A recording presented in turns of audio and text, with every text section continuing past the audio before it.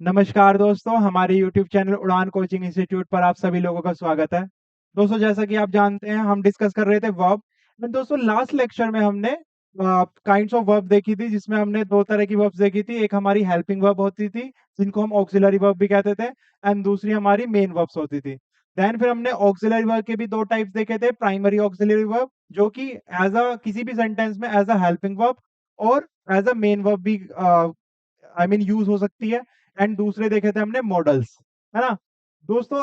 उससे पहले हम स्टार्ट करें आगे मेन वर्ब से, उससे पहले हम एक टेबल देख लेते हैं, ताकि आपको पता लग जाए कि किस तरह के सब्जेक्ट के साथ किस तरह की वर्ब आती है। ओके, अब जैसे हमने ऑक्सिलरी प्राइमरी ऑक्सिलरी वर्ब पढ़ी थी, है ना। आपको याद होगा प्राइमरी ऑक्सिलरी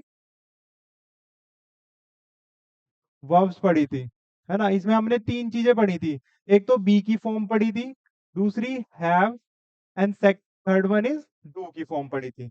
यही तीन पढ़ी थी। अब हम देख लेते हैं किस तरह के सब्जेक्ट के साथ कौन सी वर्ब यूज होती है। तो हम एक टेबल बनाएंगे। तो पहले देख लेते हैं ही, टी, इट और कोई भी सिंगुलर। ठीक है, ये हमारी हो गई एक कैटेगरी। ठीक है दोस्तों, दूसरी होती है हमारी आई की कैटेगरी, यानी मैं। ओके, एंड तीसरी होती है दोस्तों प्लूरल वाली, यानी कि दे हो गया। ओके, दे हो गया, वी हो गया। ओके, और कोई भी प्लूरल हो गया। ठीक है, ही, शी, इट सिंगुलर, आई और दे। तो बी की फॉर्म हमने पढ़ी थी इज, आर, एम प्रेजेंट के लिए, वॉज, वर पास्ट के लिए, एंड विल, शैल फ्यूचर के लिए। ओके, अब इज होता है दोस्तों हमारा ही, शी, इट और सभी तरह के सिंगुलर सब्जेक्ट्स के लिए यूज। ओके, देन फिर एम होता है दोस्तों आई के लिए यूज, बस सिर्फ आई अकेला है इसमें जो एम लेता है। ठीक है, जैसे आई एम अ टीचर तो एम यूज करूंगा। He is a student, okay, तो ही इज यूज करूंगा। ओके, दे आर स्टूडेंट्स, यानी वे सब स्टूडेंट्स हैं, तो दे आर यूज करूंगा। बी की present form clear. Then second आती है was, were. He, she, it के साथ दोस्तों यूज होगा वॉज, यानी सिंगुलर सब्जेक्ट के साथ। ओके, आई के साथ भी दोस्तों क्या यूज होगा, वॉज ही यूज होगा। देन दे, वी और प्लूरल सब्जेक्ट के साथ दोस्तों यूज होगा वर, यानी past form of be. Next आती है दोस्तों has and have. Has, he, she, it singular, यानी सिंगुलर के लिए हमारा यूज होगा हैज। आई के साथ यूज होगा दोस्तों have, and they, will plural subject के साथ अगेन क्या यूज होगा, हैव यूज होगा। क्लियर। अब आते हैं डू की फॉर्म पे। डू दोस्तों, डू आप जानते हैं डू की जो सिंगुलर फॉर्म वर्ब थी वो होती है डज, है ना। तो ईएस लगाने पे वर्ब सिंगुलर बनती है, और नाउन एस ईएस लगाने पे प्लूरल बनती है। ओके, तो सिंगुलर के साथ सिंगुलर वर्ब आएगी, सिंगुलर नाउन के साथ सिंगुलर वर्ब आएगी, और प्लूरल नाउन के साथ प्लूरल वर्ब आएगी। ओके, तो सिंगुलर नाउन के साथ, यानी ये सिंगुलर है सब चीजें, यानी प्रोनाउन जो कि रिप्लेस करेंगे नाउन को, तो सिंगुलर के साथ लगेगा दोस्तों डज। देन आई डू लगेगा इसमें, हालांकि सिंगुलर है बट स्टिल डू लगेगा, और प्लूरल के साथ अगेन डू लगेगा। क्लियर हुई दोस्तों इतनी बात। अब आप ये टेबल ध्यान से देखिए। सिंगुलर के साथ इज प्रेजेंट में, वॉज पास्ट में, हैज परफेक्ट में, एंड डज जब हमारी सिंपल प्रेजेंट हो। ओके, देन आई एम लगेगा वॉज, हैव एंड डू। इसका थोड़ा डिफरेंट है दोस्तों, ये आप ध्यान से देखिएगा। Okay, and they will, they, we and plural subject के साथ are, were, hair, have and do लगेगा। ओके, तो ये आप ध्यान रखिएगा। अब नेक्स्ट चलते हैं दोस्तों मेन वर्ब। मेन वर्ब क्या है हमारी, वे वर्ब्स जो सेंटेंस में मेन मेन वर्ब का कार्य कर रही, यानी जो मुख्य कार्य हो रहा है। जैसे मैं आपको पढ़ा रहा हूं तो पढ़ाना एक मुख्य कार्य हुआ, आप पढ़ रहे हैं तो अगेन पढ़ना मुख्य कार्य हुआ। ओके, तो ये सब ये कौन सी होती है हमारी, मेन वर्ब होती है। और वह इसकी दोस्तों तीन फॉर्म होती है वर्ब की, first form, second form and third form. इनको अभी हम डिस्कस करेंगे आगे अकॉर्डिंग टू द, जब हम दोस्तों वो करेंगे ना कि subject and subject verb agreement करेंगे, तब आपको ज्यादा क्लियर होंगी पिक्चर कि किस सब्जेक्ट के साथ किस तरह की वर्ब आती है। यानी सब्जेक्ट भी हमारा डिफाइन करता है वर्ब को, यानी अगर सिंगुलर सब्जेक्ट है तो उसके साथ सिंगुलर वर्ब आएगी, प्लूरल सब्जेक्ट है तो प्लूरल वर्ब आएगी। लेकिन किसी किसी सब सेंटेंस में ये भी होता है कि चाहे सब्जेक्ट सिंगुलर हो या प्लूरल हो, वर्ब हमेशा एक ही यूज होनी है। वो भी हम आज डिस्कस करेंगे। ओके, तो मेन वर्ब वाक्य के टेंस के अनुसार विभिन्न फॉर्म में परिवर्तित होती है। ठीक है, हम टेंस देख लेते हैं। जैसे मैंने एग्जांपल लिया स्टडी का, यानी पढ़ना, सिंपल। ओके, अध्ययन करना। ओके, तो स्टडी की सेकंड फॉर्म क्या होगी दोस्तों? ये फर्स्ट फॉर्म होती है जो नॉर्मल सिंपल फॉर्म होती है। ओके, तो इसकी सेकंड फॉर्म क्या होगी? ये होगी स्टडीड। इसकी थर्ड फॉर्म क्या होगी दोस्तों? इसकी होगी अगेन स्टडीड। अगर वर्ब की फर्स्ट फॉर्म में आईएनजी जोड़ दें तो वर्ब की फर्स्ट फॉर्म प्लस आईएनजी हो जाएगी दोस्तों स्टडीइंग। ये हमारा ज्यादातर प्रेजेंट कॉन्टिन्यूअस सेंटेंसेस में या फिर जो हमारे परफेक्ट कॉन्टिन्यूअस होते हैं उनमें यूज होती हैं।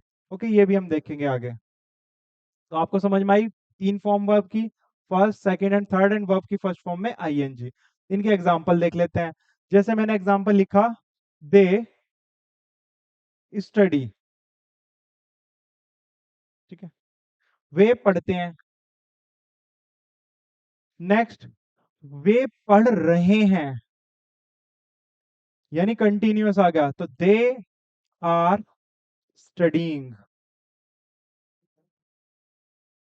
ठीक है, अभी हम अगर अपनी टेबल देखें तो दे के साथ क्या यूज होना था? आर यूज होना था। तो हमने दे के साथ क्या यूज हो रहा है? हमने आर यूज किया है। ओके, अगर मुझे ही यूज करना होता तो हम क्या करेंगे? ही इज स्टडीइंग, वह पढ़ाई कर रहा है। यानी ये जो आईएनजी है ये रहा है ये, और हिज की फॉर्म मतलब आया है। ठीक है, तो ही के साथ यानी सिंगुलर सब्जेक्ट के साथ हमारा क्या यूज होगा? सिंगुलर वर्ब यूज होगी। ओके, यानी सिंगुलर ऑक्सिलरी वर्ब यूज होगी, प्राइमरी ऑक्सिलरी वर्ब, जो कि वी की फॉर्म है। एंड दे यानी प्लूरल आ गया सब्जेक्ट, तो उसके साथ हमेशा प्लूरल वर्ब यूज होगी। ओके, उसके बाद स्टडिंग आगे एज इट इज है क्योंकि उस वर्ब की फर्स्ट फॉर्म में आईएनजी आया है। क्लियर हुई दोस्तों? थोड़ा पिक्चर क्लियर हुई कि हमें किस तरह से के सब्जेक्ट के साथ क्या यूज करना है। और जैसे मैंने यहाँ पे दे स्टडी लिखा था, अगर मैं यहाँ पे लिखूं ही स्टडी कर रहा है कि वह पढ़ता है, तो वह पढ़ता है का क्या आ जाएगा? He studies. He studies. ठीक है, तो वाई हट के आईईएस जुड़ जाएगा, तो ये हमारी सिंगुलर फॉर्म हो जाएगी, यानी वह पढ़ता है, और ये है वे पढ़ते हैं, है ना? क्योंकि एस ई आई एस जुड़ के हमारी वर्ब सिंगुलर हो जाती है, और web S E I S हट के वर्ब प्लूरल हो जाती है। नाउन का उल्टा होता है इसमें। ओके, चलिए दोस्तों कुछ फॉर्म ऑफ वर्ब पढ़ लेंगे। हमारे दोस्तों तीन तरह की ग्रुप में बांटा गया है इनको, फॉर्म्स को, वर्ब की। जिसमें मान लीजिए पहला है अराइज, अरोज, अराइजन, यानी सिंपल वर्ब की फर्स्ट फॉर्म है ये दोस्तों। ठीक है, वर्ब की फर्स्ट फॉर्म है, ये वर्ब की सेकंड फॉर्म है, ये वर्ब की थर्ड फॉर्म है। अब इसमें कोई रूल नहीं अप्लाई होता, यानी पहला आई एस ई आया, दूसरे में ओ आ गया, और तीसरे में ई एन लग गया। ठीक है, लेकिन जो हमारा दूसरा ग्रुप है उसमें ईडी, टी या ई एन लगा करके हम सेकंड फॉर्म और थर्ड फॉर्म बनाते हैं, वो भी हम आगे देखेंगे। और एक है सिंपल, कि अगर शुरू में जैसे पुट है, ठीक है, तो पुट पुट पुट तीनों फॉर्म सेम रहेगी। तो ये हमारे तीन ग्रुप है। एक कोई रूल फॉलो नहीं करता इसमें, पहली फॉर्म अलग होगी, दूसरी बिल्कुल ही अलग हो सकती है। ठीक है, सेकंड थिंग,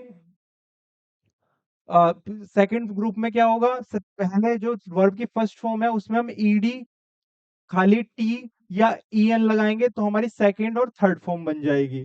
ओके, और तीसरा ग्रुप है उसमें हम कुछ भी चेंज नहीं करेंगे, जो फर्स्ट फॉर्म होगी वही सेकंड फॉर्म सेम रहेगी, और वो भी थर्ड फॉर्म का भी काम करेगी। अभी समझ नहीं आई होगी चीजें। अभी हम देखते हैं ग्रुप वन को, उसके बाद ग्रुप टू को देखेंगे, उसके बाद ग्रुप थ्री को देखेंगे। क्लियर? तो पहला ग्रुप में कोई रूल अप्लाई नहीं होता। अराइज है, अराउज, अराइजन। ठीक है, अवेक है, अवोक, अवेकन। ठीक है, बियर है, बोर और बॉर्न। दोस्तों ये सिर्फ हमें थर्ड फॉर्म से पता लगता है कि किस तरह का, या जिस सेंटेंस में ये वर्ड यूज हुए हैं ना, उस सेंटेंस में पता लगेगा कि ये बियर का मतलब क्या है। दोस्तों बियर का मतलब पैदा करना भी होता है। ठीक है, पैदा करना। और बियर का मतलब सहन करना भी होता है। ठीक है, सहन करना। देखिए, पैदा करना और सहन करना दोनों के लिए बियर ही वर्ड यूज हुआ है, बेयर बेयर। ठीक है, उसके बाद बोर बोर सेम है, लेकिन थर्ड फॉर्म में अलग आ जाता है। खाली सिंपल BORN है तो इसका मतलब है पैदा करना, और ई लग गया BORNE बॉन्ड लग गया तो क्या हो जाएगा, इसका मतलब सहन करना। सिर्फ तीसरी फॉर्म अलग है इसकी। बाकी फर्स्ट और सेकंड से हमें पता नहीं लगेगा कि हम पैदा करना यूज कर रहे हैं वर्ड या फिर सहन करना यूज कर रहे हैं। ये हमें उस सेंटेंस की सेंस पे पता लगेगा कि बेयर का हमने वर्ड जो यूज किया है वो उसके लिए हमें कौन सा मीनिंग अप्रोप्रिएट है। ओके, नेक्स्ट है बिकम यानी बनना, बिकेम ए हो गया। अब इसमें थर्ड फॉर्म अगेन फर्स्ट वाली की तरह सेम हो गई, ठीक है, कोई रूल फॉलो नहीं करना इसको। ठीक है, चूज है चुनना, चूज हो गया, देखिए डबल ओ से सिंगल हो गया, चोज हो गया, देन चूजन हो गया। ठीक है, ये फर्स्ट सेकंड थर्ड फॉर्म हो गई इनकी। तो ग्रुप वन में हमारी वो वर्ब्स है जिसमें कोई भी रूल फॉलो नहीं होता है। दोस्तों, आप कहेंगे कि इसको याद करना किस तरह से होगा। आपको सिंपल क्या करना है, आपके पास जो भी इंग्लिश ग्रामर की बुक है उस पर आप वर्ब चैप्टर ओपन कीजिए। ठीक है, उसमें आपको बहुत सारी verbs first second third form and I N G form एक साथ दी होंगी, उनको सिर्फ आपको रीड करना है। ठीक है, डेली एक पेज पढ़ लो बस ऐसे ही, सिंपल ऐसे ही जैसे ये मैं पढ़ रहा हूँ, arise arose arisen, awake awoke awaken. तो आपको सिंपली याद हो जाएंगी सारी चीजें, आपको इतनी सी भी दिक्कत नहीं आएगी। ठीक है, आपको रटने की जरूरत नहीं है। आप सिंपल इनके ज्यादा अच्छा हो तो इनके है ना आगे मीनिंग्स और लिखते रहिएगा। ठीक है, जैसे राइज का मतलब दोस्तों उठना। ठीक है, इस तरह से अवेक का मतलब ऐसे ही हो गया जागना। ओके, तो इस तरह से आप इनके मीनिंग लिख लीजिए और इनकी फर्स्ट सेकंड थर्ड फॉर्म का बस एक बार रीड कर लीजिए, उनको पढ़ लीजिए। डेली आपको एक पेज करना है और जब वो सारे हो जाए उसके बाद फिर शुरू से स्टार्ट कर दीजिए, तो आपको अच्छे से बिल्कुल याद हो जाएंगी ये, मतलब कोई दिक्कत नहीं आएगी। ठीक है, चलिए नेक्स्ट ग्रुप सेकंड दोस्तों, फर्स्ट फॉर्म में बस ईडी लगा दो, ईडी ई या ईएन। ठीक है, टी ईडी या खाली डी भी लगेगा किसी किसी में, और या ईएन। ठीक है, इससे हमारी सेकंड और थर्ड फॉर्म बन जाएगी, जैसे अब्यूज अब्यूज्ड अब्यूज्ड। अब्यूज होता है दोस्तों गाली देना। ठीक है, act acted acted. Okay, then add ED लग गया, एडिड एडिड। यानी देखिए आप वर्ब की second form and third form same ही है ना। देन अलाउ, अलाउड ईडी लग गया अगेन, अलाउड। ओके, ये तो मैंने दोस्तों कुछ एग्जांपल्स लिए हैं ताकि आपको डिफरेंस समझ में आ जाए कि हमारी वर्ब की फर्स्ट सेकंड थर्ड फॉर्म किस तरह से बन रही हैं एक दूसरे से। ओके, तो इसमें सिर्फ हमें क्या रूल यूज करना है, ईडी या टी। जैसे टी का हमारे ये कैच है, ठीक है, कैच का क्या हो गया, कॉट हो गया। ठीक है, टी लग गया पीछे, और इसके बाद फिर क्या अगेन कॉट, यानी सेकंड और थर्ड फॉर्म अगेन सेम है। Clear, next sell sold, sold हो जाएगा इसका। ओके, यानी सेकंड और थर्ड फॉर्म बेसिकली हमारी सेम हो रही है फर्स्ट से। और जब अगर हम ग्रुप वन की बात करें उसमें तीनों ही अलग थी, है ना, जैसे बिकम बिकेम बिकम, या बोर बॉर्न बॉर्न, है ना, bear bore born, arise arose arisen, है ना। तो तीसरा बिल्कुल सिंपल है दोस्तों, इसमें कुछ चेंज नहीं होना, है ना। बेट है, यानी बेट होती है तो शर्त लगाना। ठीक है, क्या है, शर्त लगाना, यानी बेट बेट बेट। ठीक है, बस्ट है तो बस्ट बस्ट, कोस्ट है cost cost, simple, cut cut cut, let let let, put put put, quit quit quit. ठीक है, क्विट होता है दोस्तों छोड़ना, है ना। क्विट मतलब छोड़ना तो होता है, लेकिन आपको ये छोड़ना नहीं है, because verb is very very important. Okay, तो ये हमारा ग्रुप थ्री है जिसमें कोई चेंज नहीं होगा, फर्स्ट सेकंड और थर्ड फॉर्म वर्ब की सेम होंगी। क्लियर। अब दोस्तों जब हम इनको, आपको आपको अब ये लग रहा हो कि वर्ब की फर्स्ट फॉर्म कब यूज करनी है, वर्ब की सेकंड फॉर्म कब यूज करनी है, और वर्ब की थर्ड फॉर्म कब यूज करनी है। जब दोस्तों हम टेंस करेंगे ना, तब आपको इनका असली मतलब समझ में आएगा कि हम फर्स्ट सेकंड थर्ड फॉर्म कब पढ़ते हैं और क्यों पढ़ते हैं वर्ब की। ठीक है, फिलहाल आप सिर्फ ये देखिए कि वर्ब की फर्स्ट सेकंड थर्ड फॉर्म क्या है, सिंपल इनका यूज क्या है वो हम टेंस करते हुए करेंगे। ओके, चलिए दोस्तों, अब हम पढ़ते हैं काइंड्स ऑफ वर्ब। ठीक है, वर्ब के प्रकार कौन कौन से हैं। इसके दोस्तों चार प्रकार है, finite, non finite, transitive and intransitive. इनको एक एक करके बहुत ध्यान से समझेंगे, बिकॉज एग्जाम में यहां से क्वेश्चन बनता ही बनता है। ओके, पहली है दोस्तों फाइनाइट वर्ब। फाइनाइट वर्ब क्या कह रहा है, एक सब्जेक्ट की संख्या पर्सन के अनुसार प्रयुक्त होंगे। यानी ये सिंपल सिंपल कह रहा है कि जैसा मेरा सब्जेक्ट होगा, ठीक है, सब्जेक्ट कैसा होगा, या तो सिंगुलर होगा या प्लूरल होगा। जिस तरह से सिंगुलर रहेगा तो सिंगुलर सब्जेक्ट के साथ सिंगुलर वर्ब आएगी, और प्लूरल आ गया तो प्लूरल सब्जेक्ट के साथ प्लूरल वर्ब आएगी। यानी जो वर्ब सब्जेक्ट के अकॉर्डिंग चेंज हो जाए वही क्या होंगी, फाइनाइट वर्ब्स होंगी। जो हमने एग्जांपल लिया था वही ले लेते हैं, बिल्कुल सिंपल लिया था, जैसे हमने लिखा था ही स्टडीज, या दूसरा लिखा था दे स्टडी, है ना। इसका हिंदी में भी लिख देता हूं, वह पढ़ता है। और ये है वे पढ़ते हैं। ठीक है, ये है में भी अंक की बिंदी आ गई।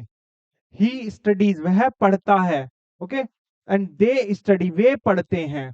अब आप देख सकते हैं कि ता है और ते हैं, यानी ये जा एक एक के लिए आई ई एस लग गया, क्योंकि आप जानते हैं वर्ब में एस ई एस लगना यानी वर्ब का सिंगुलर होना, है ना। और एस और ईएस हटना यानी वह प्लूरल हो गई। तो इससे प्लूरल सब्जेक्ट दे प्लूरल है, आप जानते हैं ही प्लूरल है, आपने प्रोनाउन में अच्छे से पढ़ा था, है ना। तो ही यानी सिंगुलर के साथ सिंगुलर वर्ब यूज हुई है, और जैसे ही मेरा सब्जेक्ट प्लूरल हो जाता है वैसे ही मेरी वर्ब क्या हो गई, प्लूरल हो गई। तो ये वर्ब अपने आप को चेंज कर लेगी अकॉर्डिंग टू द सब्जेक्ट। तो यानी यहाँ पे ये वर्ब क्या है, ये है हमारी फाइनाइट वर्ब, जो कि सब्जेक्ट की संख्या, हमने संख्या पढ़ी थी, दो ही तरह की होती है, एक या एक से ज्यादा, यानी सिंगुलर या प्लूरल, है ना।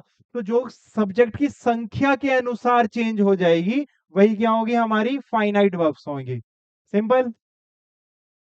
चलिए नेक्स्ट, नॉन फाइनाइट वर्ब्स। दोस्तों नॉन फाइनाइट वर्ब्स क्या होंगी, किसी पर्सन या संख्या से लिमिटेड नहीं होंगी। यानी ये चाहे सिंगुलर सब्जेक्ट हो चाहे प्लूरल सब्जेक्ट हो, इन्हें कोई फर्क नहीं पड़ेगा। ये जैसी सिंगुलर सब्जेक्ट के साथ यूज होंगी वैसे ही प्लूरल सब्जेक्ट के साथ यूज होंगी। एग्जाम्पल से समझते हैं। जैसे मैंने एग्जाम्पल लिखा, जैसे मैंने लिखा ही वॉन्ट्स टू स्टडी। एक और लिखते हैं दोस्तों, they want to study. Clear. He wants, अब देखिए ही क्या है, एक सिंगुलर है ना, सिंगुलर सब्जेक्ट है। और दे क्या है, ये एक प्लूरल है यानी प्लूरल सब्जेक्ट है। और सिंगुलर सब्जेक्ट के साथ सिंगुलर वर्ब आएगी, प्लूरल सब्जेक्ट के साथ प्लूरल वर्ब आएगी। आप यहाँ पे देख सकते हैं वांट्स, यहाँ पे एस लग गया तो सिंगुलर वर्ब बन गई, तो सिंगुलर सब्जेक्ट यानी सिंगुलर वर्ब आ गई यहाँ पे। तो ओके, तो वांट्स तो हमारी फाइनाइट वर्ब हो गई। ऐसे दे वांट हो गया, तो ये वांट है, ठीक है। वांट क्या है, ये एक प्लूरल वर्ब हो गई। क्लियर हुआ इतनी बात। अब आप जानते हैं स्टडी क्या थी, लास्ट लेक्चर, लास्ट वाला हमारे एग्जांपल में, अगर आप एग्जांपल देखें लास्ट वाला, स्टडी क्या है, एक वर्ब है। अध्ययन करना क्या है, एक वर्ब है ना, क्योंकि कार्य है। क्रिया क्या होती है, कार्य का दर्शाना, तो कार्य है। और ये स्टडी क्या है, यहाँ पे भी अगेन वर्ब है। लेकिन ये सिंगुलर के केस में क्या यूज हुई है, सिंगुलर ये है ही, सिंगुलर के केस में क्या आ रही है, टू स्टडी आ रही है, कोई चेंज नहीं हुआ। और ऐसे प्लूरल के चेंज केस में क्या आ रही है, टू स्टडी, ये भी चेंज नहीं हुई, है ना। तो जैसे कि सिंगुलर सब्जेक्ट से भी टू स्टडी आ रही है और प्लूरल सब्जेक्ट के साथ भी सेम आ रही है, यानी कोई चेंज नहीं हुआ वर्ब में, तो यहाँ पे टू स्टडी कैसी वर्ब है, यही तो दोस्तों यहाँ पे इनफाइनाइट वर्ब, सॉरी यही तो दोस्तों यहाँ पे नॉन फाइनाइट वर्ब है। ठीक है, क्या है ये, नॉन फाइनाइट वर्ब। और स्पेसिफिक जाए तो ये इन्फिनेटिव है, भी हम नेक्स्ट पढ़ेंगे। क्योंकि दोस्तों हमारी जो नॉन फाइनाइट वर्ब्स होती है वे तीन तरह की होती हैं।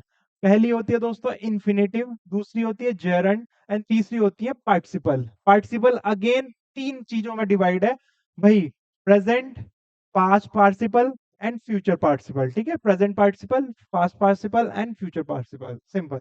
ये भी हम ही देखेंगे अभी आगे। पहले इन्फिनेटिव पे जाते हैं, है ना, क्योंकि नॉन फाइनाइट वर्ब की हमने तीन प्रकार पढ़े, इन्फिनेटिव, जेरंड एंड पार्टिसिपल।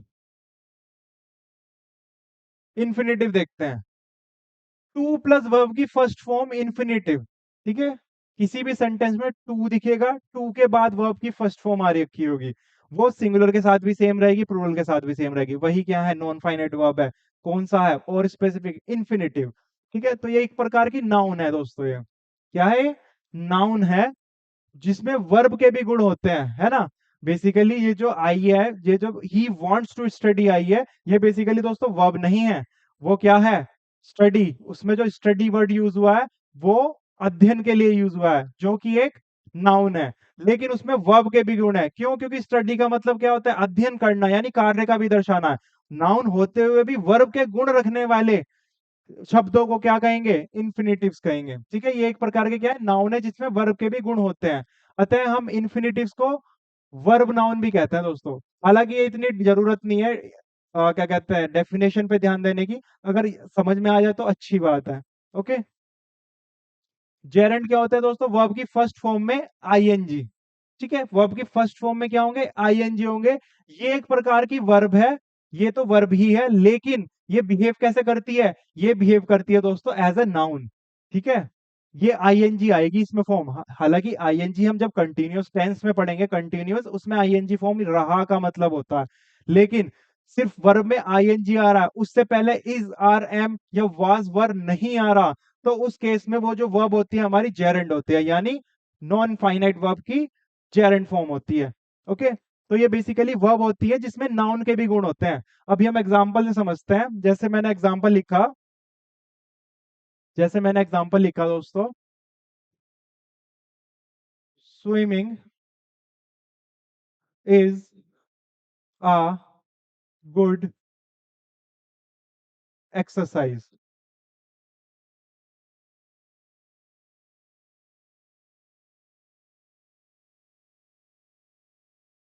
या एक और लिखते हैं, ही लाइक्स रीडिंग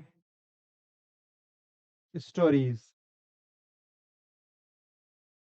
ठीक है, अब देखिए स्विमिंग, आप जानते हैं स्विम, खाली अगर मैं स्विम की बात करूं मतलब तैरना। अब तैरना यानी क्रिया हो गई, है ना, क्रिया हो गई। तो स्विमिंग ये स्टार्ट हो रही है। आपने कभी भी देखा होगा, जितने भी हमने सेंटेंस में एग्जाम मतलब जितने भी हमने एग्जाम्पल लिए हैं, उसमें जो सेंटेंस लिखे हैं, हमने देखा होगा जो शुरुआत होती है किसी भी सेंटेंस की, वो सब्जेक्ट से होती है। और जो सब्जेक्ट आता है वो या तो नाउन होती है, या फिर क्या होती है, या प्रोनाउन होती है। यही तो देखा हमने, जर्नल जो भी नॉर्मल हमारे सेंटेंसेस होते हैं उनकी अगर हम बात करें, है ना। लेकिन ये स्टार्ट किससे हो रहा है, स्विम से हो रहा है वर्ड, ये सेंटेंस स्टार्ट। अब स्विम क्या है, आप जानते हैं स्विम वर्ब है। अब वर्ब है, वर्ब में क्या आ रहा है, आईएनजी फॉर्म आ रहा है। तो ये क्या है, ये एक वर्ब है, लेकिन बिहेव किस तरह से कर रहा है, स्टार्टिंग में आ रहा है। तो या तो नाउन आती है या प्रोनाउन आती है। प्रोनाउन भी वही होते हैं जो नाउन को रिप्लेस करते हैं, तो बेसिकली हम नाउन ले कह सकते हैं जर्नल वे में। तो स्विमिंग वर्ब होते हुए भी स्टार्ट कर रही है, तो यहाँ पे ये स्विमिंग क्या है, ये एक नाउन की तरह बिहेव कर रही है, बट है ये वर्ब, तो इसमें नाउन के भी गुण हैं। इसी वजह से ये क्या है, ये एक जेरंड है दोस्तों। क्या है, ये जेरंड है। Swimming is a good exercise, उसके बाद हमारी ऑक्सिलरी वर्ब आ रही है, उसके बाद आर्टिकल आ रहा है, गुड अच्छा आ रहा है, एक्सरसाइज की विशेषता बता रहा है जो कि एक नाउन है, ये एडजेक्टिव हो गई। अब आपको सब चीज का ज्ञान इस तरह से हो जाना चाहिए, आई होप। नेक्स्ट सेंटेंस देखते हैं, he likes reading stories. He pronoun आ गया, चलो जी ठीक है। लाइक्स, अब उसको अच्छा लगता है। अब यहाँ पे लाइक्स एस आ गया, तो यानी ये क्या है, ये एक वर्ब है। ठीक है, कैसी वर्ब है, मेन वर्ब है। रीडिंग स्टोरीज, देखिए दोस्तों, स्टोरीज, स्टोरीज अगेन क्या है,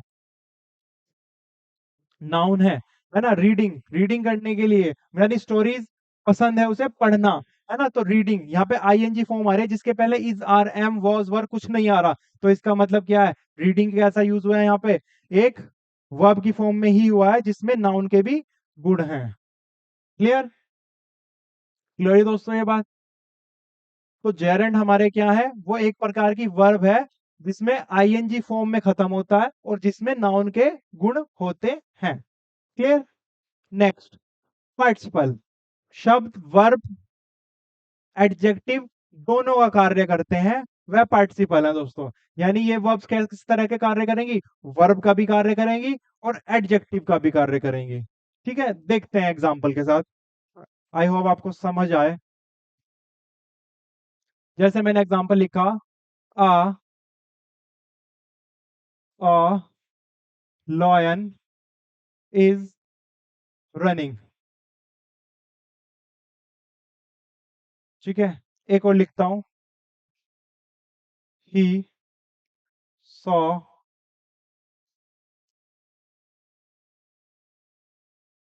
he saw a running lion. ठीक है, समझते हैं इसको। आ लॉयन, आपको पता है आर्टिकल है। लॉयन एक नाम हो गया तो क्या हो गई, एक नाउन हो गई। इज अगेन क्या हो गई, एक हेल्पिंग वर्ब हो गई। रनिंग क्या हो गई, एक वर्ब हो गई जो कि एक मेन वर्ब का कार्य कर रही है। ठीक है। ही सॉ, ही अगेन क्या हो गई, एक प्रोनाउन हो गई। सॉ उसने देखा, यानी देखना क्या हो गई, अगेन एक वर्ब हो गई। तो सॉ क्या हो गई, एक मेन वर्ब हो गई। आ अगेन एक आर्टिकल हो गया। रनिंग को अभी छोड़ देते हैं। लॉयन अगेन क्या हो गई, नाउन। ठीक है। He saw a running lion, उसने एक, अगर मैं रनिंग छुपा दूं, ही सॉ अ लॉयन। ठीक है, उसने एक लॉयन देखा। ठीक है, कैसा लॉयन देखा, क्या कर रहा था वो भागता हुआ लॉयन देख रहा, वह भाग रहा था उस टाइम पे, है ना। उसने एक भागता हुआ लोहन लॉयन देखा। तो लॉयन क्या है, नाउन। लॉयन कर क्या रहा है, वह भाग रहा था, है ना, भागता हुआ देखा उसने। तो ये नाउन के लिए यूज हुआ है, यानी ये नाउन की विशेषता बता रहा है ना, एक तरह से। तो रनिंग क्या है यहाँ पे, जो नाउन की विशेषता बताए, क्या है वो एक एडजेक्टिव है। लेकिन रन क्या होती है, भागना एक क्रिया होती है जो कि वर्ब का कार्य भी कर रही है ना, क्योंकि लॉयन का कार्य तो भागना ही हो गया ना। तो यहाँ पे एडजेक्टिव भी और वर्ब भी है, तो ये क्या है, यही तो है दोस्तों पार्टिसिपल। यही तो है दोस्तों पार्टिसिपल। ठीक है। तो जो शब्द वर्ब और एडजेक्टिव दोनों का कार्य करें, वही क्या होंगे, वही हमारी पार्टिसिपल होंगे। क्लियर हुई दोस्तों ये? ठीक है, तो यहाँ पे रनिंग, यहाँ भी रोनो दोस्तों, रनिंग ये मेन वर्ब तो है, लेकिन ये भी क्या है, एक पार्टिसिपल ही है। ठीक है, कैसा पार्टिसिपल है, इज आ गया तो यहाँ पे क्या आ जाएगा, ये एक प्रेजेंट पार्टिसिपल है। ठीक है, ये एक प्रेजेंट है। अभी हम आगे पढ़ेंगे पास्ट और फ्यूचर में किस तरह से यूज करते हैं। फिलहाल आप सिंपल समझिए कि पार्टिसिपल होता क्या है। ठीक है।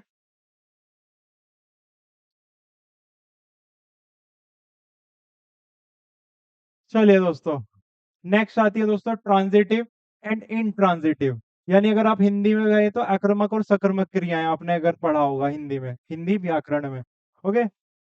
जब वाक्य में क्रिया के बाद एक कर्म की आवश्यकता पड़े तो क्रिया ट्रांजिटिव है। यानी अगर किसी क्रिया के बाद उसके ऑब्जेक्ट की जरूरत हो, यानी ऐसा होता है ना, हमारा जो सेंटेंस होता है वो होता क्या है, पहले सब्जेक्ट होता है।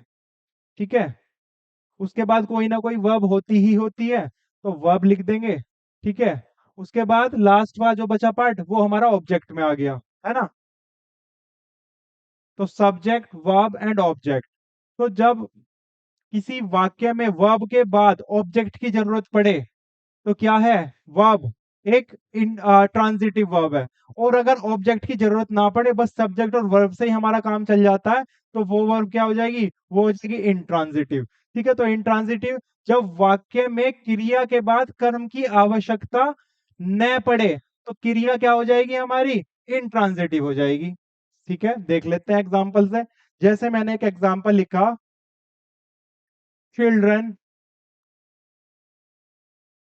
Fly kites.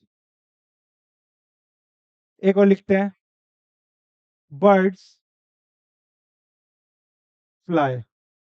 अब आपको दोस्तों बताना है कि इसमें से कौन सा फ्लाई ट्रांजिटिव वर्ब है, कौन सा फ्लाई इंट्रांजिटिव वर्ब है। अगर आपको ऐसे समझ में ना आए तो मैं आपको एक सिंपल सी ट्रिक बताऊंगा, जो कि है, नेक्स्ट में लिख लेते हैं, सब्जेक्ट वर्ब एंड व्हाट। आपको हर सेंटेंस में सब्जेक्ट वर्ब एंड व्हाट लगा के देखना है। यानी सब्जेक्ट कोई भी आ रहा हो, उसके आगे वर्ब आ रही हो, वो लिख दो यहाँ पे, और लास्ट में लिख दो व्हाट, क्या। अगर इस क्या का आंसर मिल गया तो वर्ब है ट्रांजिटिव। ठीक है, तो व्हाट का अगर हमें क्या मिल गया, आंसर मिल गया, तो वर्ब कैसी हो जाएगी, वर्ब इज ट्रांजिटिव। ठीक है। अगर आंसर नहीं मिला तो वर्ब क्या हो जाएगी हमारी? इंट्रांजिटिव। ठीक है, देख लेते हैं। यही लगा के देखते हैं हम इन वाले दो सेंटेंसेस में। चिल्ड्रन स्टार्ट है सब्जेक्ट, फ्लाई वर्ब है, व्हाट। ठीक है, subject verb what. Children fly what, क्या उड़ा रहे हैं चिल्ड्रन? काइट उड़ा रहे हैं, तो यहाँ पे फ्लाई सीधा सीधा क्या हो जाएगी? ट्रांजिटिव वर्ब हो जाएगी। ठीक है, next birds fly, subject verb and what. Birds fly, birds fly what, क्या? कोई आंसर नहीं मिल रहा। चाहे हम आगे भी लिखते हैं birds fly in the sky, भी लिख देते हैं हम, in the sky. Birds fly in the sky. तो बर्ड्स फ्लाई व्हाट, कहाँ उड़ रहे हैं ये नहीं, कहाँ का आंसर नहीं चाहिए हमें, क्या का चाहिए। बर्ड्स फ्लाई क्या? No answer. तो यहाँ पे फ्लाई क्या हो गई? सीधे सीधे इंट्रांजिटिव वर्ब हो गई। क्या हो गई दोस्तों? इंट्रांजिटिव वर्ब हो गई। क्यों? क्योंकि हमें फ्लाई के बाद व्हाट का आंसर नहीं मिल रहा, यहाँ पे वेयर का आंसर तो मिल रहा है। ठीक है, अब एक इंपॉर्टेंट गोल्डन को रूल और याद रख लीजिए दोस्तों। ये वाली जो हमारी जो कुछ सेंटेंसेस होते हैं सिंपल वाले, जैसे ही इज अ बॉय। अब आप बोलेंगे यहाँ पे इज वर्ब है, तो ही हो गया सब्जेक्ट, इज हो गया वर्ब, और व्हाट। ही इज व्हाट, वह क्या है? वह लड़का। यहाँ तो आंसर मिल गया। लेकिन आप अगर ध्यान से देखें, ही इज व्हाट का आंसर नहीं मिला आपको, हु का आंसर मिला। या तो आप इस तरह से देख लीजिए, या अगर आप वर्ब कोई भी बी की फॉर्म ले रहे हैं, ठीक है, बी की फॉर्म ले रहे हैं, तो हमेशा वो वर्ब क्या होगी? वो हमेशा हमेशा क्या होगी दोस्तों? इंट्रांजिटिव होगी। ठीक है, क्या होगी? इंट्रांजिटिव होगी। कभी भी बी की फॉर्म ट्रांजिटिव वर्ब नहीं हो सकती। ठीक है, बी की फॉर्म हमेशा इंट्रांजिटिव वर्ब होगी, आप ध्यान रखिएगा। ओके, तो यहाँ पे इज जो आ रही है इस सेंटेंस में, जो वर्ब आ रही है वो एक इंट्रांजिटिव वर्ब आ रही है। ओके, प्राइमरी ऑक्सिलरी वर्ब तो है ही ये, है ना, लेकिन ये कैसी वर्ब है? एक इंट्रांजिटिव वर्ब है। क्लियर दोस्तों इतनी बात? चलिए दोस्तों, इसी तरह से हमारी वर्ब का चैप्टर भी कंप्लीट होता है। हमने वर्ब बेसिक भी कर लिया है, जिसमें हमने model, primary auxiliary verb, main verb and कुछ और वर्ब्स पढ़ी। यानी काइंड्स ऑफ वर्ब में हमने finite, non finite, infinitives and then non finitive के पढ़े, इन्फिनेटिव्स, जेरेंड्स, पार्टिसिपल, है ना। एंड देन उसके बाद ट्रांजिटिव एंड इनट्रांजिटिव वर्ब भी पढ़ लिया है। अब हम इसके क्वेश्चंस करेंगे सिंपल, इन्हीं इन्हीं चीजों रूल्स पे बेस्ड। ठीक है, क्योंकि अभी हमें सब्जेक्ट और वर्ब एग्रीमेंट भी पढ़ना है। अभी तो मैंने आपको जो शुरू में टेबल बताई थी, उसका सिर्फ छोटा सा मैंने आपको एक इसलिए हिंट दिया ताकि आप इन क्वेश्चंस को कर पाएं। ठीक है, इसी तरह से हम धीरे धीरे प्रैक्टिस करके इनमें एडवांस लेवल तक जाएंगे। ओके। तो आपको सिंपल रूल याद रखना है, singular subject singular verb, plural subject plural verb. अभी हम आगे कुछ रूल्स पढ़ेंगे जिसमें हम सब्जेक्ट वर्ब एग्रीमेंट के बारे में पढ़ेंगे। तब आपको कुछ एडवांस चीजें समझ में आएगी कि किसी सेंटेंस में सब्जेक्ट भी ढूंढना काफी मुश्किल होता है, बट रूल्स हैं तो हम कर लेंगे। ओके, तो फिर अभी हम सिंपल मॉडल्स के बेस्ड क्वेश्चंस या वर्ब से काइंड्स पे बेस्ड क्वेश्चंस करके इसमें करते हैं, या सिंगुलर के साथ सिंगुलर एंड वो प्लूरल के साथ प्लूरल, या थोड़ा बहुत पास्ट प्रेजेंट फ्यूचर का भी हम थोड़ा देखेंगे इनमें क्वेश्चंस में। ठीक है, चलिए, तो पहला क्वेश्चन की ओर बढ़ते हैं। Fill in the blanks with appropriate modal बताना है आपको। The villagers dash read and write their mother tongue. ठीक है, मदर टंग होती है दोस्तों मातृभाषा। क्या होती है? मातृभाषा। ठीक है, तो विलेजर्स रीड और राइट, विलेजर्स जो गांव वाले हैं वो पढ़ भी सकते हैं और लिख भी सकते हैं अपनी मातृभाषा। लिख भी सकते हैं और पढ़ भी सकते हैं, मैं खुद ही कह रहा हूँ सकते हैं। यानी ये क्या दिखा रहा है हमें? उनकी एबिलिटी दिखा रहा है ना। तो देख लेते हैं कौन सा मॉडल यूज होगा। मे किस लिए यूज होता था दोस्तों? मे तो शायद आपने अगर याद हो तो किस लिए यूज होता था? या तो कहीं मुझे कुछ चूज करना हो, या कुछ प्रेफर करना हो, है ना, या कुछ पॉसिबिलिटी करनी हो, रिमोट पॉसिबिलिटी के लिए यूज होता था। तो यहाँ पे पॉसिबिलिटी, चूज या प्रेफर तो मैं कुछ कर नहीं रहा हूं, तो मे तो नहीं आएगा यहाँ पे। नेक्स्ट देखते हैं शुड। शुड भी नहीं आएगा, है ना, क्योंकि शुड चाहिए होता है ना, एक तरह से, कि जब जिसमें हम किसी को सजेशन दे, तो यहाँ पे सजेशन भी नहीं दे रहे हैं, तो शुड भी नहीं आएगा। कैन आ सकता है, कैन हम यूज कर देते हैं एबिलिटी, कैपेसिटी, पावर के लिए, है ना। तो यहाँ पे ये क्या है, the villagers can read and right. लग तो ठीक रहा है, क्यों? क्योंकि ये उनकी क्षमता है अपनी मातृभाषा को पढ़ने की और लिखने की, है ना। तो can is a appropriate word to use है। नेक्स्ट है दोस्तों विद तो दोस्तों प्रपोजिशन है, ये तो मॉडल है ही नहीं, ये तो प्रपोजिशन है, ये कहाँ पे कैसे आ गया? ठीक है, ये हम प्रपोजिशन, इसके बाद हम सब्जेक्ट वर्ब एग्रीमेंट करेंगे, उसके बाद प्रपोजिशन स्टार्ट करेंगे। ओके, चलिए next. Identified the underlined part of speech. जो अंडरलाइंड है उसको बताना है क्या है ये। The burglar disappeared with the cash, यानी जो बर्गलर चोर था वो डिसअपियर्ड हो गया, गायब हो गया, किसके साथ? कैश के साथ जो उसने चुराया था। तो यानी एक तरह से क्रिया है, अब देखते हैं कौन सी क्रिया है। ट्रांजिटिव है, लिंकिंग है, इंट्रांजिटिव है, ऑक्सिलरी है। अब दोस्तों ये हेल्पिंग वर्ब तो है नहीं कहीं से भी, तो ये तो हो पहले ही कट गया आंसर। ठीक है, अब ये लिंकिंग वर्ब नया वर्ड आया आपके लिए, मैं आपको बता देता हूँ। लिंकिंग वर्ब बहुत सिंपल है, कोई रॉकेट साइंस नहीं है। मैं आपको बता देता हूँ लिंकिंग वर्ब कौन सी शब्द है। ठीक है, क्या है ये? Linking verb. लिंकिंग वर्ब दोस्तों, लिंकिंग वर्ब कुछ नहीं है, सिंपल वो शब्द है जो सब्जेक्ट को बाकी के सेंटेंस के पार्ट से जोड़े। यानी वो शब्द जो किसी सब्जेक्ट को बाकी के सेंटेंस के पार्ट से जोड़े। ठीक है, जो ये काम करेंगे शब्द वही क्या है? लिंकिंग वर्ब है। और ज्यादातर अगर और सिंपल लैंग्वेज में बताओ तो बी की फॉर्म है सारी। कौन सी बी की फॉर्म है? बी की फॉर्म क्या है? Is, are, am. ठीक है, इज, आर, एम प्रेजेंट के लिए, वॉज, वर पास्ट के लिए, will be, shall be future के लिए, है ना। तो ये चीजें अगर ये हैं तो ये क्या काम करेंगे? यही लिंकिंग वर्क का काम करेंगे, सिंपल सी बात है। ठीक है, तो यहाँ पे इज, आर, एम कोई बी की फॉर्म भी नहीं आ रही, तो लिंकिंग वर्ब भी नहीं है। अब हमें क्या बचा? ट्रांजिटिव और इंट्रांजिटिव बचा है। अब देख लेते हैं हमारा क्या था rule. Subject, verb and what. The burglar is a subject. The burglar disappeared what. The burglar disappeared what, क्या? कोई आंसर नहीं मिला। किसके साथ? whom का आंसर नहीं चाहिए हमें, व्हाट का आंसर चाहिए। ठीक है, तो ये क्या है? ये एक इंट्रांजिटिव वर्ब है, क्यों? क्योंकि हमें व्हाट का तो आंसर मिला ही नहीं। क्लियर? तो ये इंट्रांजिटिव वर्ब भी नहीं है। चलिए next. Identify the type of verb in the given sentence.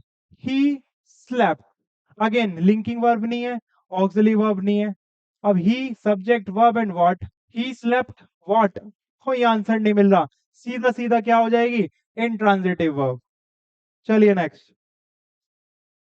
He has dash his homework. दोस्तों ये एक टेंस का आ गया, तो हैज के बाद हमेशा, हैज और हैव के बाद परफेक्ट में वर्ब की थर्ड फॉर्म आती है। ठीक है, तो डिड सेकंड फॉर्म है डू की, डन थर्ड फॉर्म है, तो यही होगा यहाँ का आंसर। ठीक है, तो he has done his homework. ठीक है, वह अपना होमवर्क कर चुका है। ठीक है, ये परफेक्ट है हमारा टेंस, तो यहाँ पे वर्ब हैज के बाद थर्ड फॉर्म आएगी। ठीक है, ये हम टेंस में पढ़ेंगे, अभी इसको स्किप करते हैं। बीन डूइंग हमारा परफेक्ट कंटिन्यूअस में आएगा, और डज हमारा सिंपल प्रेजेंट में आएगा। ठीक है, चलिए next. The thief dash run away before the police केम। हमने एक रूल पढ़ा था, अगर कोई सेंटेंस में जिस फॉर्म में शुरू हुआ है उसी फॉर्म में वो एंड भी होता है। तो यहाँ पे देखिए दोस्तों सेकंड फॉर्म आ गई, तो यानी कि इससे पहले क्या आएगा? या तो सेकंड फॉर्म आएगी या थर्ड फॉर्म आएगी। ठीक है, अब ये रन है। अब रन की जो सेकंड फॉर्म होती है दोस्तों, फर्स्ट फॉर्म होती है रन, ठीक है, सेकंड फॉर्म होती है रैन, और थर्ड फॉर्म अगेन होती है रन। ठीक है, तो रन रैन रन, तो यहाँ पे थर्ड फॉर्म आ गई, तो थर्ड फॉर्म आ गई। बट लास्ट में क्या है? पास्ट है, तो यानी पास्ट का ही कुछ आएगा। अब हैज और हैव तो आएगा ही नहीं, क्योंकि ये तो प्रेजेंट में हो गया। अब हैड के बाद आती है थर्ड फॉर्म, ठीक है। तो यहाँ पे क्या हो जाएगा, the thief had run away before the police केम, ठीक है। वॉज नहीं आएगा, हालांकि ये भी पास्ट है, बट यहाँ पे had is appropriate to use, ठीक है। ये भी दोस्तों टेंस का ही पार्ट है, हम उसी में डिस्कस करेंगे ज्यादा, फिलहाल आप ध्यान में रखिए। He has been dash for 10 minutes, ठीक है दोस्तों। यहाँ पे इसने क्या दे दिया, ये पॉइंट ऑफ टाइम दे दिया, ठीक है। यानी पॉइंट ऑफ टाइम नहीं, एक तरह से टाइम को मेंशन कर दिया। अब जब टाइम मेंशन होता है दोस्तों, तो यानी वो हमारे परफेक्ट कंटिन्यूअस सेंटेंसेस होते हैं। ये भी अगेन टेंस का ही क्वेश्चन है। तो ही हैज बीन, सिंग नहीं आएगा उसमें दोस्तों। हैज बीन या हैव बीन के बाद हमेशा वर्ब की फर्स्ट फॉर्म में आईएनजी आता है। तो वर्ब की फर्स्ट फॉर्म में आईएनजी है singing. So he has been singing for 10 minutes, ठीक है। सैंग भी नहीं आएगा, क्यों, क्योंकि ये सेकंड फॉर्म है। एंड ये भी नहीं आएगा because it is a third form. खाली बीन नहीं होता, ही हैज आता, तो फिर आ सकता था third form. Okay, next, choose the correct form of verb to fill in the blanks in the given sentences. This mango dash sweet, this mango dash sweet, ठीक है। टेस्टी, दोस्तों टेस्टी तो वर्ब है ही नहीं, तो ये तो आएगा ही नहीं। टेस्टिंग, यहाँ पे कोई इसका भी यूज नहीं होगा, ना तो पार्टिसिपल का यूज होगा, ना जेरेंट का यूज होगा, और ना ही कोई इजारम या वॉज वर आ रहा है जो कि हमारा वर्ब की फर्स्ट फॉर्म में आईएनजी यूज हो, तो ये भी यूज नहीं होगा। This mango taste and taste, अब कितने मैंगो की बात हो रही है, दिस मैंगो यानी एक मैंगो की बात हो रही है, यानी एक सिंगुलर सब्जेक्ट आ गया। अब जब सिंगुलर सब्जेक्ट आया तो उसके साथ सिंगुलर वर्ब भी आएगी। अब आप जानते हैं वर्ब में एस लगने पे या ई एस लगने पे वर्ब सिंगुलर बनती है, और एस या ई एस हटने पे वर्ब प्लूरल बनती है। अब ये टेस्ट यानी एस या ई एस नहीं है इसमें, तो ये क्या है, एक प्लूरल वर्ब है। लेकिन सब्जेक्ट क्या आ रहा है, सिंगुलर आ रहा है, तो सिंगुलर सब्जेक्ट के साथ क्या आएगी, सिंगुलर वर्ब आएगी। तो यहाँ पे एस नहीं है, ये तो प्लूरल वर्ब है, तो ये भी आंसर नहीं है।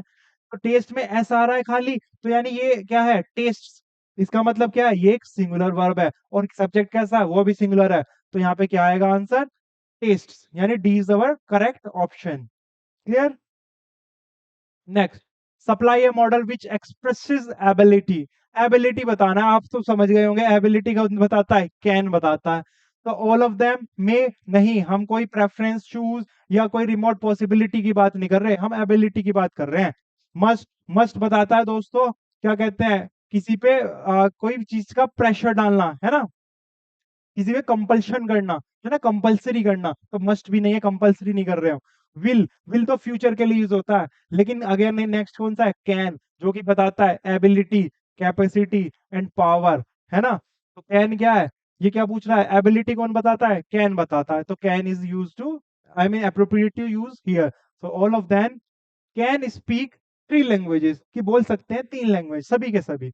Okay, next, we must come by 6, हम 6 बजे तक वापस आ जाएंगे। ओके, तो मस्ट क्या बता रहा है, पॉसिबिलिटी बता रहा है कि हम पॉसिबिलिटी सोच रहे हैं, नहीं, ये भी नहीं है आंसर। डिजायर बता रहा है, इच्छा बता रहा है कि हम 6 बजे तक आ जाएंगे, ये तो इच्छा नहीं है, तो ऐसा लग रहा है कि हमें कंपलसरी है 6 बजे तक आना, क्योंकि मस्ट यूज हुआ है। ओके, तो डिजायर भी नहीं है, हमारी इच्छा भी नहीं है। एडवाइस, ये हम किसी को सलाह भी नहीं दे रहे हैं। ओके, नेसेसिटी यानी जरूरत है, हमें जरूरी है पहुंचना, तो necessity is the correct option here. Clear. इस तरह से दोस्तों आपको ध्यान से करने हैं ये वाले question.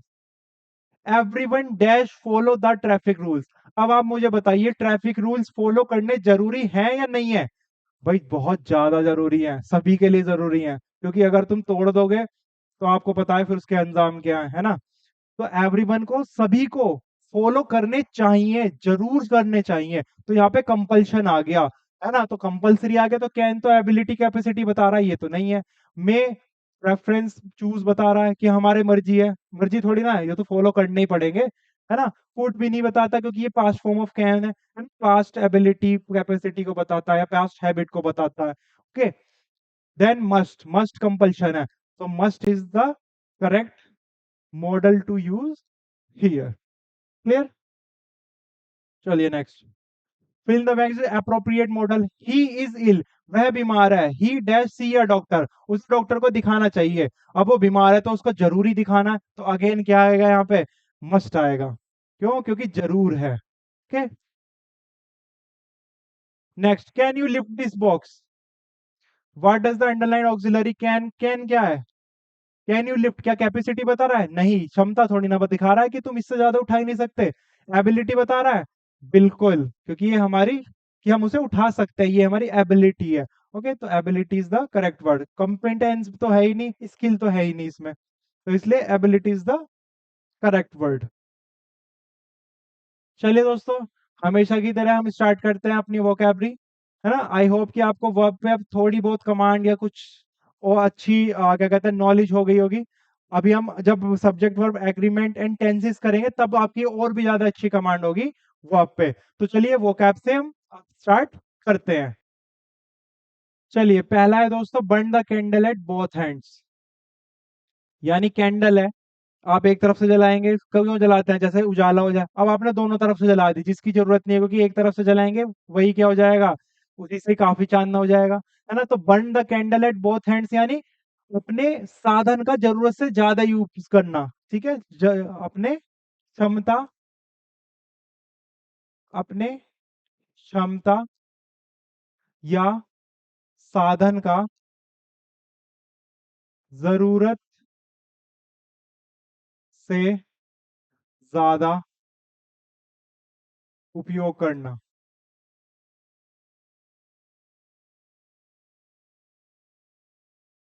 Burn the midnight oil, यानी मिडनाइट, आधी रात को भी हमने तेल जला रखा है, यानी तेल फूक रहे हैं, यानी अपने शरीर की जान लगा रहे हैं, एनर्जी लगा रहे हैं, यानी हमने देर रात तक मेहनत करने हैं। ठीक है, तो बर्न द मिडनाइट ऑयल मतलब देर रात तक मेहनत करना।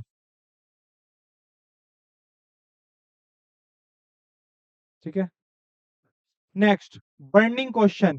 दोस्तों ये होता है एक बर्निंग क्वेश्चन, यानी ऐसा प्रश्न जिसने हिला दिया हो सबको, यानी बहुत ज्यादा हॉट कोई टॉपिक होता है ना, तो ऐसे ही हॉट इशू। ठीक है, नेक्स्ट, ब्यूरी द हैचेट। दोस्तों हैचेट होती है कुल्हाड़ी, आप कुल्हाड़ी को दफना रहे हैं, यानी कुल्हाड़ी से क्या होता है, या तो पेड़ काटो, या अगर किसी की दुश्मनी है तो उसको काटो है ना। तो हैचेट का यहाँ पे दुश्मनी के लिए यूज हुआ है। तो बुरी, उसको हम दबा रहे हैं, यानी हम अपनी दुश्मनी खत्म कर रहे हैं। तो बुरी द हैचेट मतलब दुश्मनी खत्म करना।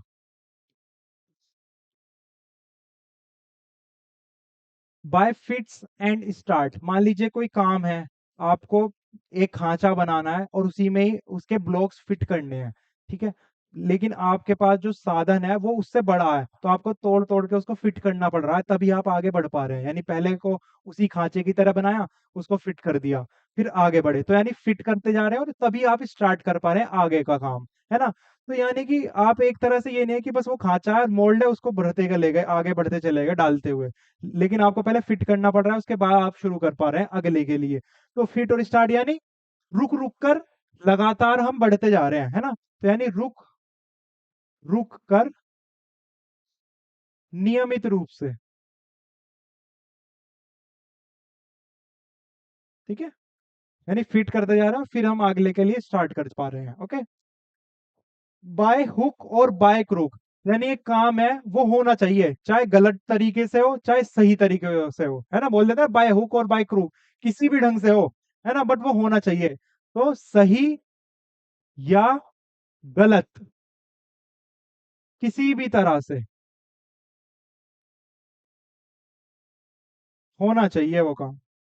Okay, by leaps and bounds, leaps होता है तो छलांगे मारना और बाउंड्स को कूदते चले जाना, है ना। तो यानी कि हमने क्या कर रखा है, हमने इतना काम किया कि हमारे लिए कोई भी बाउंडेशन नहीं रही। तो मतलब हमने किस तरह से काम किया है, हमने दिन दोनी और रात चौगनी कर रखी है। ठीक है, तो by leaps and bounds means दिन दूनी और रात चौगनी। नेक्स्ट, चलिए, carry the call to Newcastle. अब न्यू कासल, कासल होता है दोस्तों किला।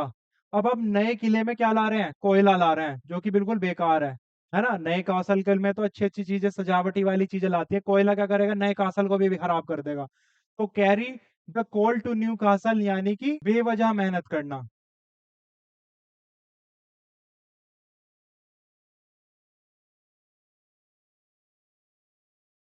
Cast pearls before swine. अब दोस्तों स्वाइन होता है सुअर, और उसको पर्ल्स दे दो यानी मोती दे दो, है ना।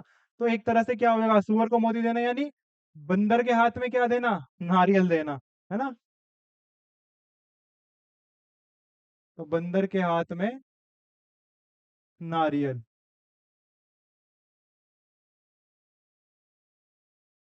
पकड़ाना।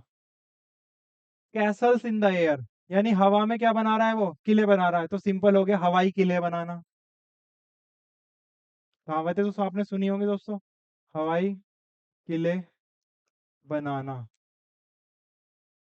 Next, cat and dog life. दोस्तों कैट और बिल्ली और कुत्ते की लाइफ कैसी होती है, जिस तरह से बिल्ली और चूहे में लड़ाई रहती है, ऐसे ही बिल्ली और कुत्ते में लड़ाई हो जाती है ना। तो कैट एंड डॉग लाइफ यानी कलहपूर्ण जीवन। कलह तो होगी ही। कैच अ टार्टार, यानी टार्टार होता है दोस्तों बहुत मैला, मैला या फिर बहुत बेकार एक तरह से। अब टार्टार को हमने क्या कर लिया, अब कर लिया, तो एक तरह से क्या करी, परेशानी मोल ले ली। तो यानी किसी परेशानी का या दुश्मन का, किसी परेशानी या दुश्मन का सामना करना। ठीक है। चिकन हार्टेड, दोस्तों चिकन को बहुत कायर समझा जाता है, क्योंकि चिकन को कोई भी मार दे वो बेकार ही है। तो चिकन हार्ट, हार्ट कैसा होगा, कायर ही होगा। तो चिकन हार्टेड यानी कायर, simple. Cock and bull story. दोस्तों ये कॉक एंड बुल स्टोरी यानी कि जो हम कॉक और बुल की स्टोरी समझते थे, वो क्या है, वो एक तरह से मनगढ़ंत कहानी है ना। तो cock and bull story, story क्या होती है, मनगढ़ंत ही होती है। तो कॉक एंड बुल स्टोरी मतलब मन गढ़ंत कहानी। क्रॉस स्वार्ड्स, स्वार्ड कब टकराती हैं, क्रॉस कब करती हैं, टकराती कब है, जब लड़ाई हो। तो क्रॉस स्वॉर्ड्स मीन्स लड़ना। ठीक है। चलिए नेक्स्ट। चलिए, क्राई फॉर द मून। अब मून क्या है, दूर है बहुत चंद्रमा, उसको पाने के लिए रोना, यानी क्या है कि वो चीज पाने की जिद करना जो असंभव हो। ठीक है, तो यानी असंभव के लिए प्रयास करना।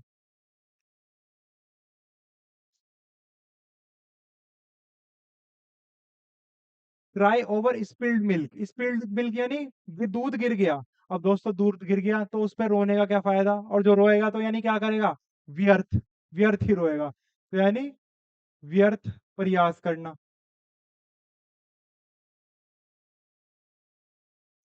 कट आ सॉरी फिगर। दोस्तों सॉरी फिगर, सॉरी फिगर बना ली कट करके, यानी सॉरी बोलना है तो ऐसे ही बोल दो, क्यों तू सॉरी बोल रहा है, यानी एक तरह से बहुत प्रयास करने के बाद भी, यानी एक तरह से पौधा पहाड़ निकली Chuiya.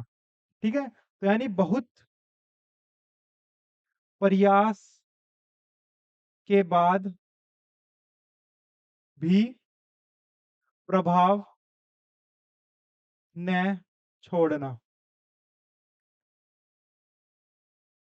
Next, cut both ways, यानी दोनों भागों से काट दिया, यानी हमने किसी का पक्षपात नहीं लिया, इधर से काट रहा तो इधर से भी काट लिया, यानी दोनों तरफ की डंका बजाना एक तरह से। जैसे होते हैं ना कुछ, जैसे आपने देखा होगा पॉलिटिक्स में कुछ नेता ऐसे होते हैं कि एक पार्टी की भी भलाई करते हैं, दूसरी पार्टी की भलाई करते हैं, या एक की बुराई करते हैं तो दूसरी की बुराई करते हैं।